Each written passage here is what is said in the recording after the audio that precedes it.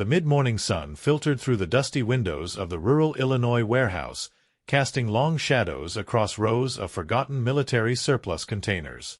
Among the dozens of buyers circling the merchandise that Saturday morning, twin brothers Marcus and Derek Hammond moved with the casual efficiency of men who had spent years learning to spot value where others saw only rust and decay. They had built their modest scrap metal business from nothing, relying on instinct, hard work, and an uncanny ability to calculate the weight and worth of military surplus at a glance.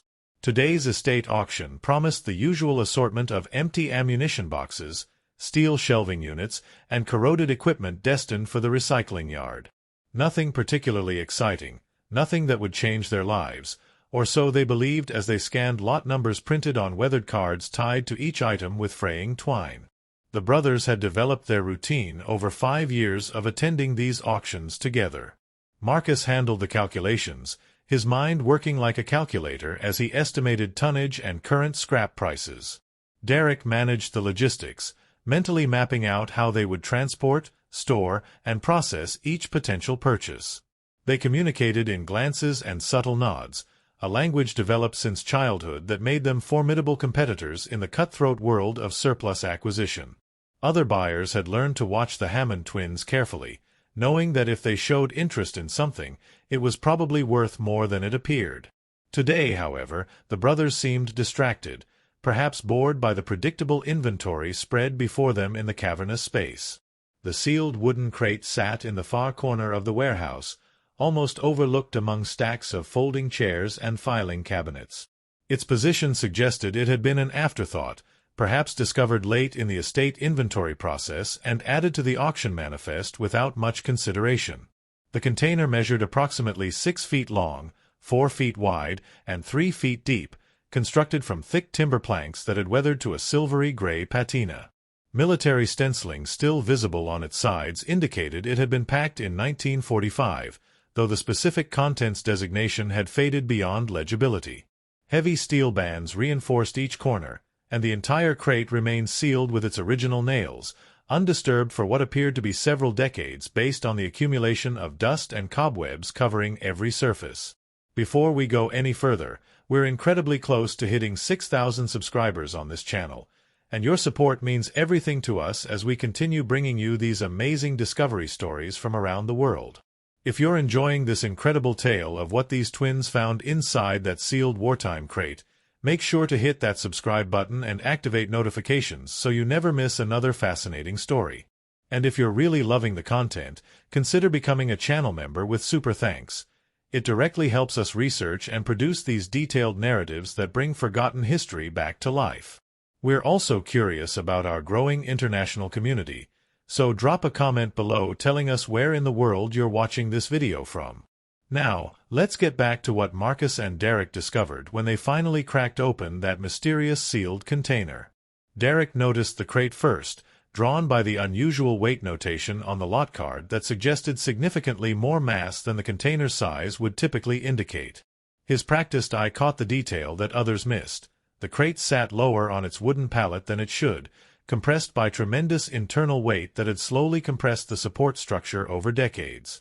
The brothers exchanged one of their wordless communications, and Marcus moved closer to inspect the military markings while Derek examined the construction quality. The timber itself told a story, old-growth lumber of a quality rarely seen in modern construction, each plank at least 2 inches thick and joined with the kind of craftsmanship that suggested whatever it protected was valuable enough to warrant such careful packaging. The auction lot description offered minimal information beyond basic dimensions and the notation that it came from a deceased veteran's estate, a man who had served as an aircraft mechanic during World War II and subsequently worked in civilian aviation until his retirement in the 1980s. The family clearing out his property had been unable to open the sealed container and decided to sell it as is rather than risk damaging whatever lay inside with cutting tools or crowbars. Most buyers dismissed it as probably empty or filled with worthless spare parts, not worth the effort of hauling away something that might contain nothing but disappointment. The opening bid reflected this skepticism, starting at barely more than the scrap value of the wood and steel banding. Marcus ran his fingers along the sealed edges, feeling how the wood had swollen and contracted with countless seasonal cycles, creating joints so tight that separating them would require careful work. The craftsmanship spoke of an era when military supplies were packed for long-term storage, designed to withstand years in warehouses or overseas depots before being deployed where needed. The weight notation suggested at least 800 pounds, possibly more, distributed across a footprint that would require careful loading into their truck. Derek mentally calculated whether their hydraulic liftgate could handle the load and decided they would need to recruit additional help if they won the bidding, perhaps call in their cousin who sometimes worked with them on larger acquisitions. The bidding opened with predictable lethargy, a handful of raised cards from buyers interested primarily in the wood itself, which could be reclaimed and sold to craftsmen seeking authentic vintage lumber. Marcus waited patiently, letting the price climb slowly through the first few rounds while he watched who was bidding and tried to gauge their seriousness. Derek stood ready to signal their interest when the moment seemed right, aware that jumping in too early might drive up the price unnecessarily. The auctioneer's practice patter filled the warehouse, rapid-fire encouragements to bid higher, assurances that the mystery contents were surely worth more than the current offer, the usual theatrics designed to extract maximum value from every lot. At $300 the bidding stalled, leaving only Marcus and one other buyer, an elderly man who collected military memorabilia and probably hoped the crate contained uniforms or equipment he could restore and sell to collectors. Marcus raised his card incrementally, adding $25 to the bid, watching the old man's face for signs of determination or doubt. The competitor countered once, then hesitated when Marcus immediately bid again without even glancing at Derek for confirmation. The auctioneer sensed the kill, focusing his attention on the elderly collector, encouraging one more bid, just one more to stay in the game. The man shook his head and lowered his card, either reaching his limit or losing confidence that the mystery crate warranted further investment. The gavel fell at $375, and the lot belonged to the Hammond brothers. They paid in cash from the envelope Marcus kept in his jacket pocket, money set aside specifically for these Saturday morning hunting expeditions. The auction house provided a receipt and told them they had until closing time to remove their purchase or arrange for storage until Monday when their warehouse would reopen. Derek headed out to bring their truck around to the loading dock while Marcus stayed with the crate, guarding their investment and studying it more carefully now that it belonged to them. He photographed the military markings with his phone, planning to research them later, and noted details he had missed during the initial inspection. Small ventilation holes drilled into the sides near the top, suggesting that whatever was inside required air circulation even in sealed storage.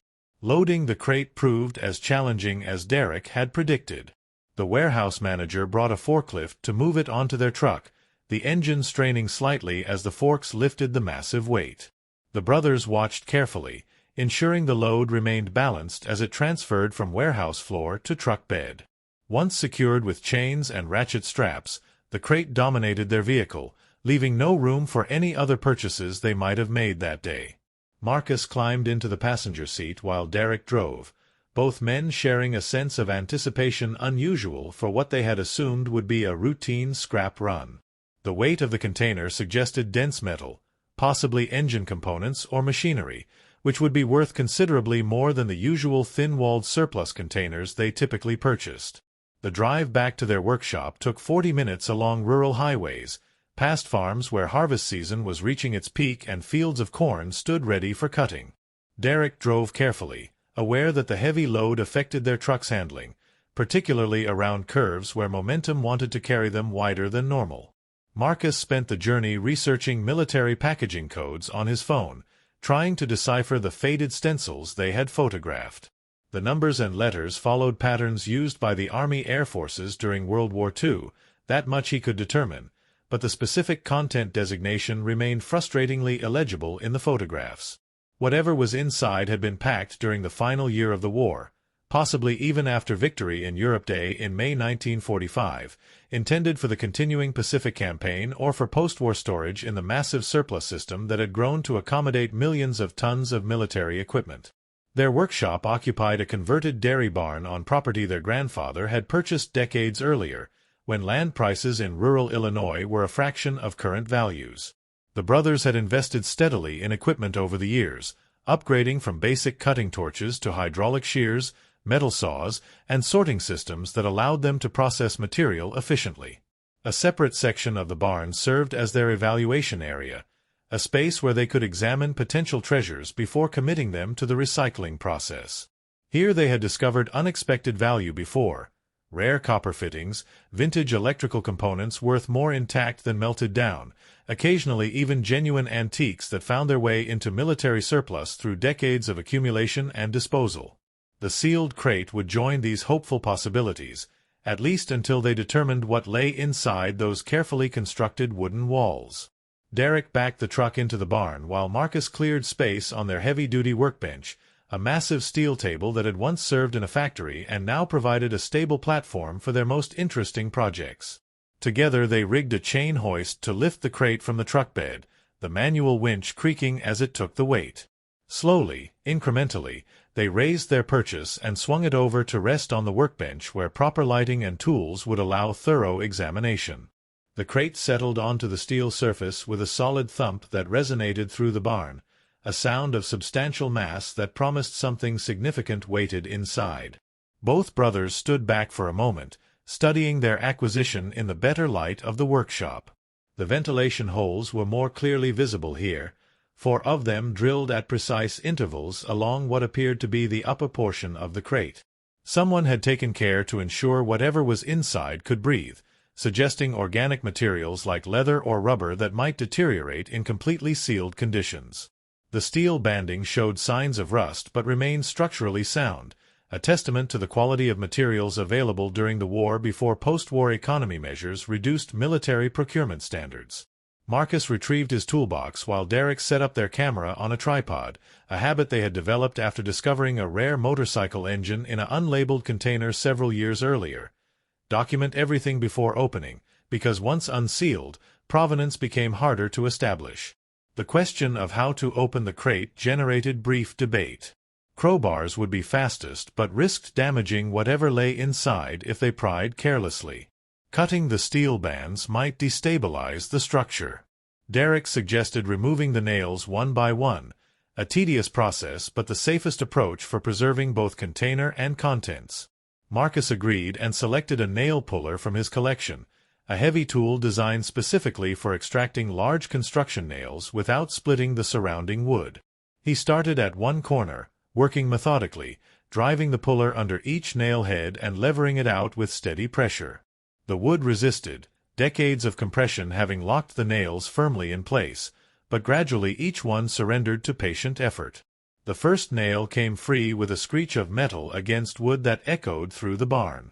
Then the second and third, each one emerging reluctantly but intact. Derek collected them in a coffee can, surprised by their length and thickness. These were serious fasteners, not the minimal hardware that might be used for temporary packaging. Someone had sealed this crate with the intention that it remain closed for a very long time, possibly decades, possibly forever. The nail removal progressed steadily around the perimeter, Marcus working with the focused intensity that had made him successful in their business. He understood that rushing would risk splitting the wood or bending the nails, either of which might compromise their ability to properly document and possibly resell whatever they had discovered. An hour passed before the last nail came free. The top panel of the crate now rested in place purely from weight and the pressure of swollen wood, no longer mechanically fastened. Marcus set aside his tools and flexed his hands, sore from the repetitive pulling. Derek adjusted the camera angle to ensure good coverage of what came next. Both brothers positioned themselves on opposite sides of the workbench, ready to lift the heavy top panel together. The moment stretched out as they prepared themselves for whatever revelation awaited, knowing that decades of mystery were about to end, that whatever the deceased veteran had deemed worth preserving was about to see daylight for the first time since 1945. They lifted together, the panel resisting briefly before breaking free with a rush of escaping air that carried the scent of oil and metal, preservation greases, and old wood. The top came away cleanly, revealing layers of thick waxed paper and canvas wrapping that completely obscured whatever lay beneath. Marcus carefully pulled back these protective layers, noting how they had been arranged with professional precision, overlapping and sealed to create multiple barriers against moisture and contamination. The canvas bore military markings, date codes that confirmed 1945 packaging, and handling instructions that read, "Handle with care, precision equipment, temperature-sensitive storage required." Derek peeled away the final layer of waxed paper, and both brothers stopped breathing for a moment as the contents revealed themselves. Nestled in a custom-built cradle of wooden supports lay an absolutely pristine V12 aircraft engine, its aluminum and steel components gleaming with a light coating of preservation oil that had protected it perfectly through 7 decades of storage. The engine was magnificent, a masterpiece of wartime engineering that represented the absolute pinnacle of piston aircraft technology. Cooling fins machined to perfect specifications caught the workshop lights, creating patterns of shadow and reflection across surfaces that looked as though they had been cast yesterday rather than during the final year of World War II. Marcus recognized it immediately from countless hours studying military aviation history. An Allison V-1710 engine, the power plant that had propelled some of America's most famous fighter aircraft through the war. This particular example appeared to be one of the later variants, possibly an F-series model capable of producing up to 1,700 horsepower, engineered to push aircraft like the P-38 Lightning and P-51 Mustang to speeds that dominated the skies over Europe and the Pacific. The engine represented not just mechanical achievement but also historical significance, a tangible piece of the industrial might that had helped win the war. Every component visible through the protective cradle showed the kind of precision manufacturing that modern engineers respected, tolerances measured in thousandths of an inch, materials selected for performance under extreme conditions that would destroy lesser machinery. Derek found documentation sealed in waterproof tubes attached to the inside of the crate lid. He carefully extracted these cylinders and opened them to reveal perfectly preserved paperwork, build sheets, inspection records, test data, and a logbook showing the engine had been manufactured at the Allison plant in Indianapolis during March 1945. The paperwork indicated this was a newly manufactured engine that had never been installed in an aircraft, never run beyond factory testing, preserved as part of the military's strategic reserve program that maintained stockpiles of critical equipment against future needs. Stamps and signatures from military inspectors verified the engine's condition at the time of crating, noting that all specifications had been met or exceeded, that the unit was approved for installation in frontline aircraft, and that it should remain in sealed storage until required for operational deployment. The brothers stood in silence for several minutes, processing what they had discovered. Their $375 gamble on a mystery crate had revealed a museum-quality artifact worth potentially tens of thousands of dollars to collectors, restorers, and aviation museums. More than the financial value, however, they had uncovered a piece of history that connected directly to the men and women who had fought in World War II, the engineers and workers who had produced the weapons and equipment that secured victory, and the systems of preservation and storage that had maintained this engine in perfect condition for over 70 years. The deceased veteran whose estate sale had included this crate must have acquired it through surplus channels after the war, perhaps intending to restore a vintage aircraft or simply keeping it as a reminder of his service years. Marcus carefully photographed every detail of the engine and its packaging while Derek continued reading through the documentation. The build sheets revealed fascinating details about the manufacturing process, which workers had assembled specific components, inspection codes that verified proper installation of bearings and seals, test cell data showing power output across various RPM ranges. The engine had been run for exactly 4 hours in the factory, long enough to verify proper operation and seat the internal components, then drained, treated with preservation compounds, and sealed for storage. Someone at Allison had signed off on every step, their signatures still clearly legible on documents that had survived in pristine condition thanks to the waterproof tubes and careful packing. The discovery presented interesting decisions for the Hammond brothers. They could sell the engine immediately to one of several aircraft restoration shops they knew would be interested, probably netting a quick profit of $20,000 to $30,000. Alternatively, they could invest time in thorough documentation and reach out to museums or serious collectors who might pay significantly more for such a well-preserved example with complete provenance.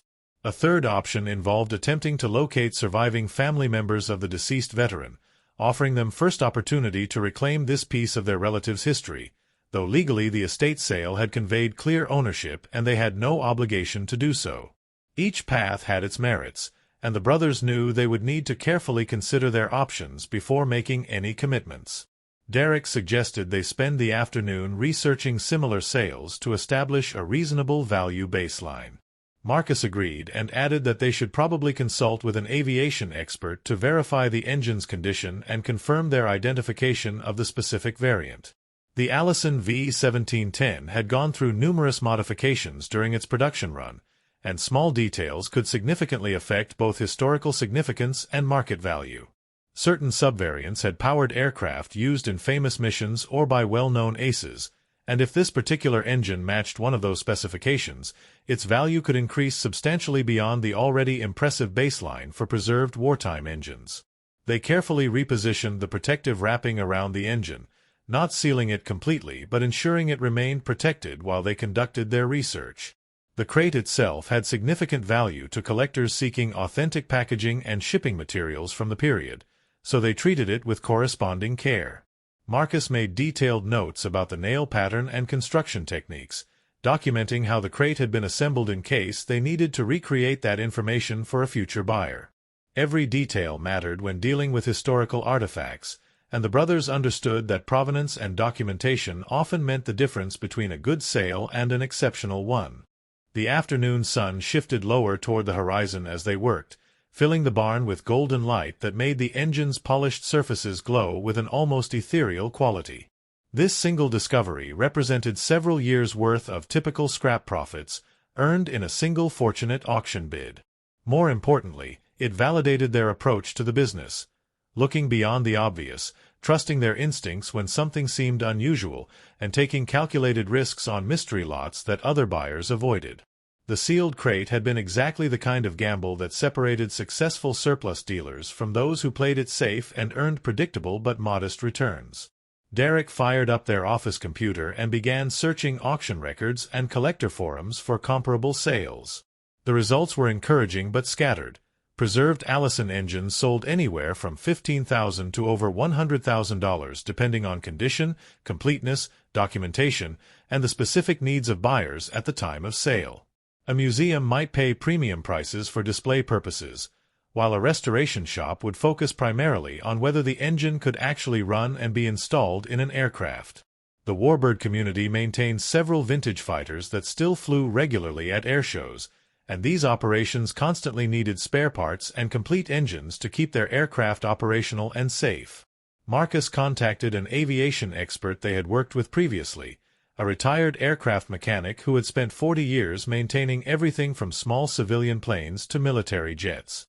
The man agreed to visit their workshop the following morning to inspect the engine and provide professional assessment.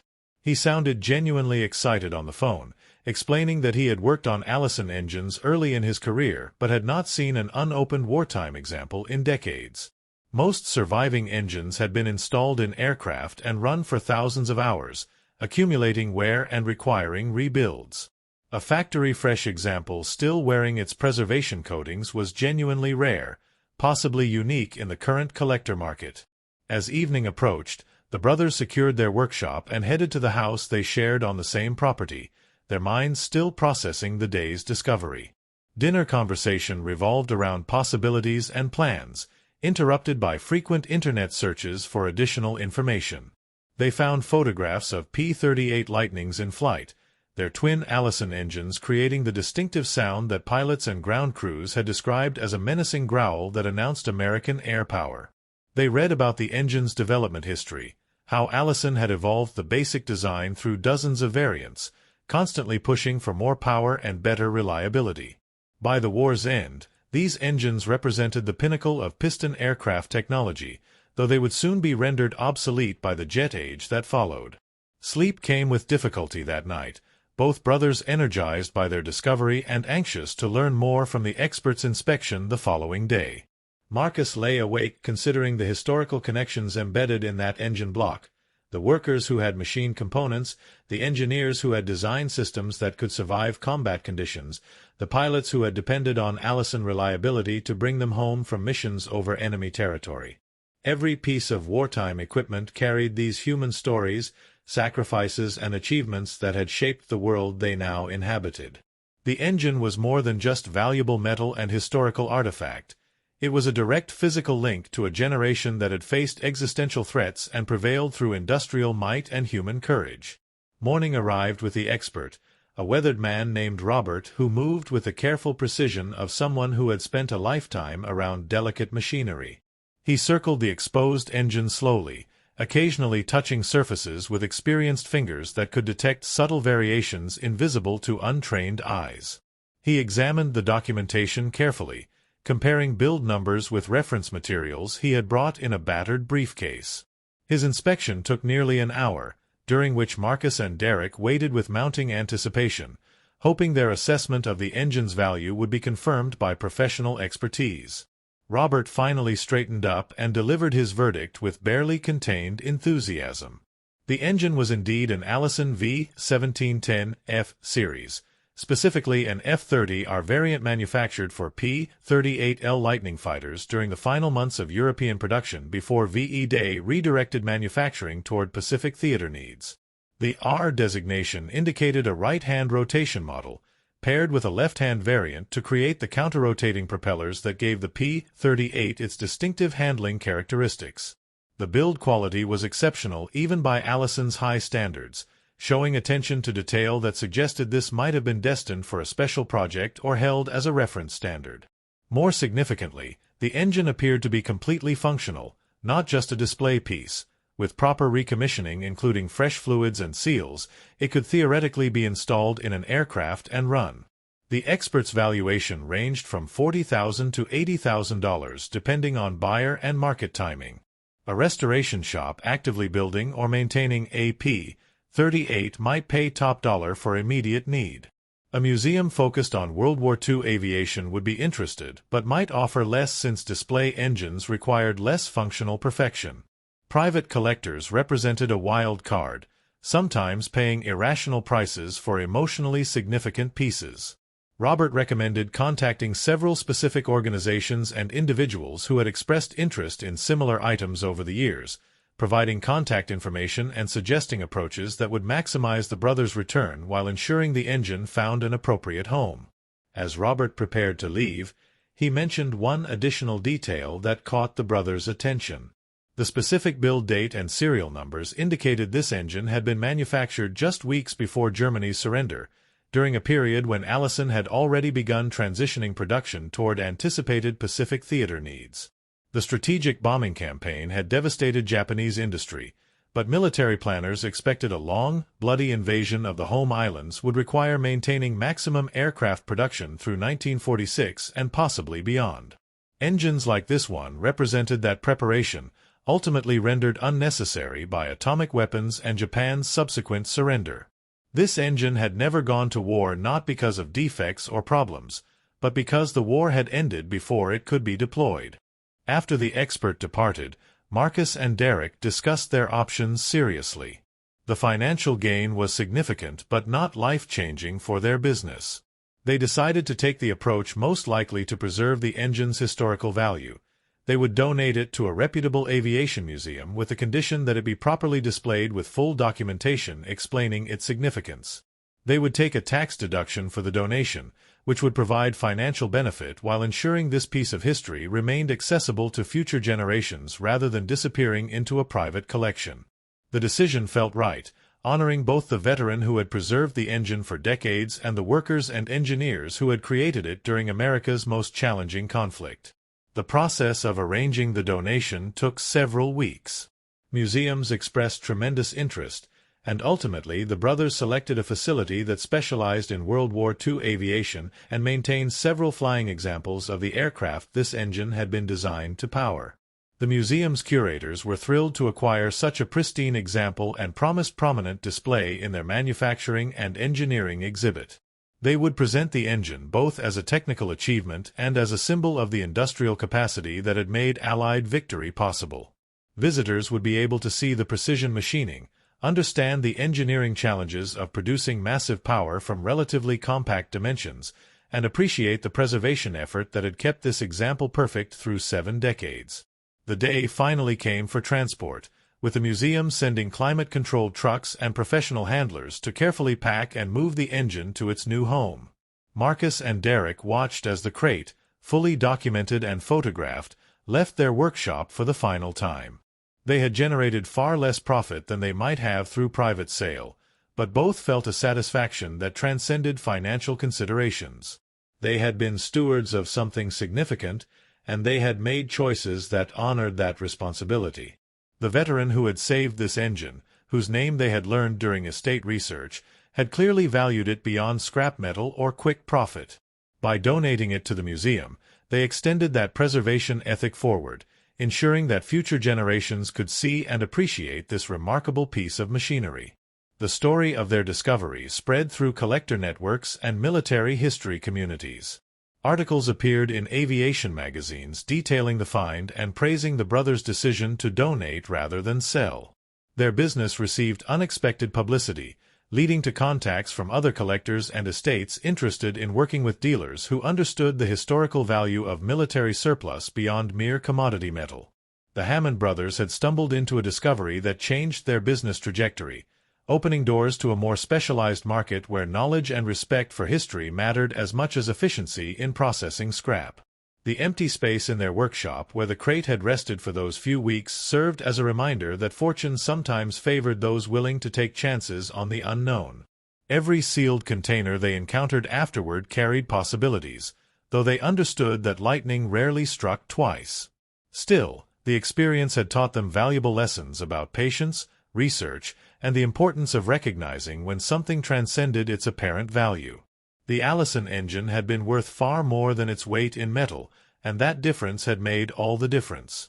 As months passed and they returned to their regular rhythm of auctions and processing, Marcus and Derek occasionally visited the museum to see their discovery on display. The engine occupied a place of honor, beautifully lit and accompanied by detailed explanation that told its story from Indianapolis factory floor through decades of preservation to final public display. Visitors photographed it constantly, aviation enthusiasts spent long minutes studying its details, and school groups learned about the engineering and manufacturing that had powered American air supremacy. The brothers had given up substantial profit, but they had gained something more valuable: the knowledge that their $375 gamble on a mystery crate had preserved a piece of history that might otherwise have been lost. The sealed WW2 crate had contained far more than 1,700 horsepower and precision-machined aluminum. It had held a story of industrial achievement, careful preservation, and ultimate discovery that connected past to present in tangible, meaningful ways. The Hammond twins had been fortunate enough to open that container and wise enough to recognize what they had found. Their story became part of the engine's history, another chapter in a narrative that had begun in a wartime factory and would continue as long as people valued the achievements and sacrifices of those who had fought and worked to secure freedom during humanity's darkest conflict. Before we close this remarkable story, remember that we're incredibly close to reaching 6,000 subscribers, and your support has been absolutely amazing on this journey of sharing incredible discovery stories from around the world. If this tale of the twins who found a priceless piece of aviation history inside a sealed wartime crate inspired you, make sure you've hit that subscribe button and turned on notifications so you never miss another story. And if you want to directly support the detailed research and storytelling that goes into every video, consider leaving a super thanks. It means the world to us and helps us continue bringing you these fascinating narratives. We love hearing from our global community, so drop a comment below telling us where you're watching from and what you thought about this incredible discovery. Thanks for joining us on this journey into the unexpected treasures that sometimes hide in plain sight, waiting decades for someone with curiosity and vision to reveal their secrets. The Allison V12 engine discovered by the Hammond brothers stands as testament to the remarkable artifacts that still exist from World War II, carefully preserved by veterans and collectors who understood their significance even when that value was not immediately obvious to others. The story reminds us that history lives not just in books and museums but in the physical objects that surrounded and supported the people who lived through defining moments. Sometimes those objects wait patiently in sealed crates and forgotten warehouses, hoping that someday someone will recognize what they represent and give them the honor and preservation they deserve.